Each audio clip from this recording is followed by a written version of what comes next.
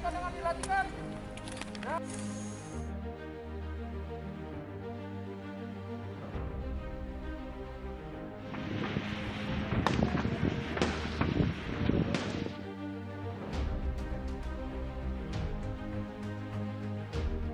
Cerita seorang sniper maut asal Indonesia sapu bersih satu peleton musuh.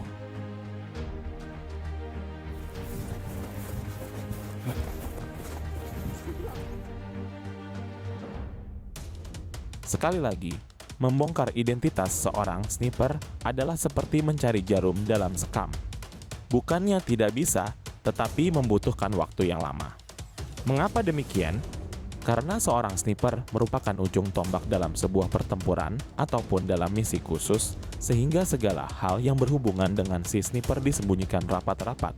Kali ini kami akan mengupas kembali keberadaan seorang sniper maut asal Indonesia yang mampu menghabisi satu peleton musuh.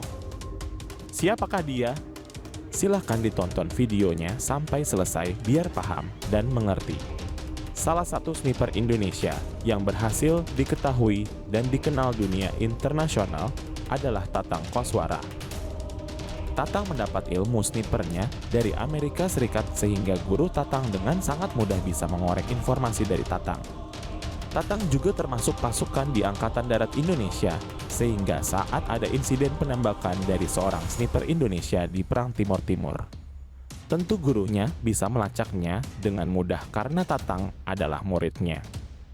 Namun, sniper yang akan kita bahas berikut bukan berlatar belakang pasukan, tetapi kok bisa menjadi seorang sniper seperti pasukan khusus? Sniper ini murni dari rakyat sipil biasa dan bukan dari militer.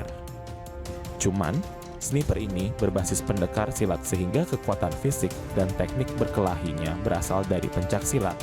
Kehebatan lainnya, dia sama sekali tidak mempunyai senjata tembak seperti sniper lain. Pada awalnya, akhirnya, dengan kemampuan bela dirinya, dia berhasil mendapatkan satu senjata laras panjang dari musuhnya. Dan yang lebih mengherankan lagi, dia sama sekali tidak bisa mempergunakan senjata laras panjang rampasan tersebut. Keberadaan sniper maut Indonesia ini karena pengakuan dari cucu kandung sniper itu sendiri.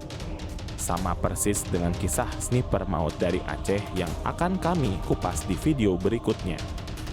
Kisah sniper Indonesia ini terjadi di tahun 1945, belajar mempergunakan senjata rampasan itu kepada Laskar Republik saat itu karena mempunyai bakat menembak tepat dalam waktu singkat. Dia mampu mengoperasikan senjata tersebut dan kelak di kemudian hari senjata itu akan menjadi teman sejatinya saat menghabisi pasukan Belanda dan pasukan Inggris. Antara tahun 1945, jalan raya di mulut desa Cisarandi digerayangi konvoi pasukan Ubel-Ubel. Ubel-Ubel adalah nama julukan dari penduduk setempat untuk tentara Inggris dari Kesatuan Jats Rajutana dan Patiala yang berkebangsaan India. Rupanya, saat melewati kisaran itu, para prajurit dari pasukan Ubel-Ubel sering bertindak di luar kontrol, mengganggu gadis-gadis desa, dan bahkan tak jarang merampok harta benda penduduk Cisarandi. Suatu hari, sang sniper mendapatkan informasi bahwa akan ada konvoi pasukan Ubel-Ubel yang akan lewat.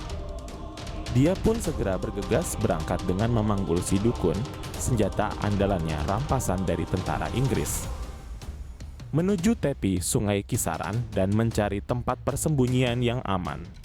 Biasanya, anggota pasukan Ubel-Ubel saat berkonvoi menaiki truk dan sebagian ada yang berjalan.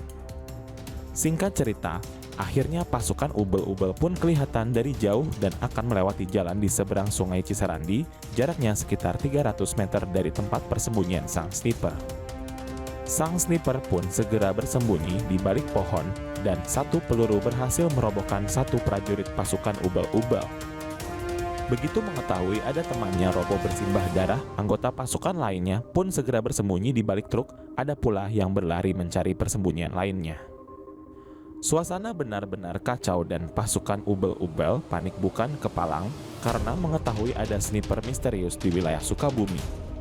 Satu persatu anggota pasukan Ubel-Ubel dihajar peluru si dukun dan sisa pasukan lainnya melarikan diri kembali ke markas mereka. saat petarung Republik aktif memerangi tentara Belanda yang berusaha kembali menguasai tanah air pada tahun 1947-1949. Pasukan maut pimpinan sang sniper ini turut pula pada suatu pengadangan di wilayah Bojong Koneng. Anak buah sang sniper sukses menghabisi satu peleton tentara KNIL Belanda dan merampas sejumlah senjata. Tidak cukup dengan pengadangan, sang sniper pun kerap kali melakukan operasi kecil-kecilan diikuti oleh 2-3 gerilyawan. Mereka beroperasi di sekitar kota Cianjur dengan menembak pasukan Belanda dengan senyap.